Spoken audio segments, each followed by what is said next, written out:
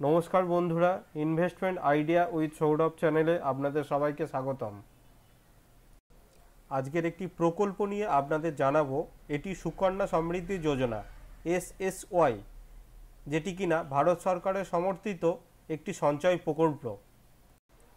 এটি ভারত সরকার একটি কন্যা শিশুর কল্যাণের জন্য চালু করেছে, যেটি কিনা বেটি বাঁচাও বেটি পড়াও প্রচার অভিযানের অন্তর্ভুক্ত।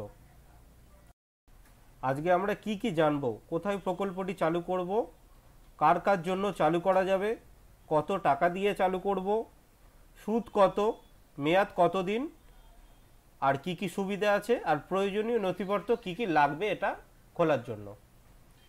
এই অ্যাকাউন্টটি আমরা কোথায় খুলতে পারবো? সরকারি ব্যাংক অথবা সরকারি পোস্ট অফিসে আমরা সেই সুকন্যা সমৃদ্ধি যোজনার অ্যাকাউন্টটি খুলতে পারবো। এই সুকন্যা সমৃদ্ধি যোজনা অ্যাকাউন্টটি একজন অভিভাবকের মাধ্যমে কন্যা সন্তানের সঙ্গে জয়েন্টলি অ্যাকাউন্টটি খোলা যেতে পারে।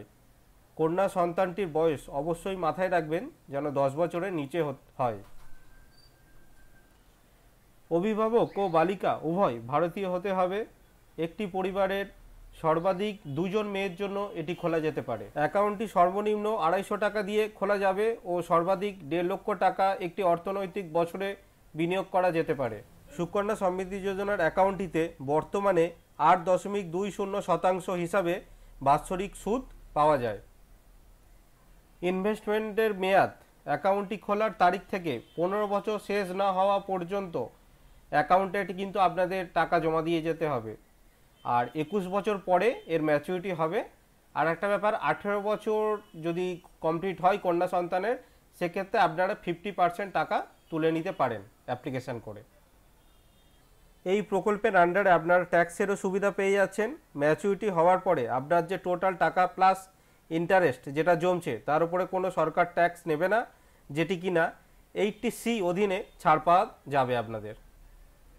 এই অ্যাকাউন্টটি খোলার জন্য প্রয়োজনীয় নথিপত্র যেগুলি আপনাদের অবশ্যই সঙ্গে রাখতে হবে: অভিভাবক ও কন্যা সন্তানের জয়েন্ট পাসপোর্ট সাইজ ছবি 4 কপি, অভিভাবক ও কন্যা সন্তানের আধার কার্ড অবশ্যই নেবেন, অভিভাবকের প্যান কার্ড, কন্যার জন্ম সার্টিফিকেট, অভিভাবকের ভোটার কার্ড।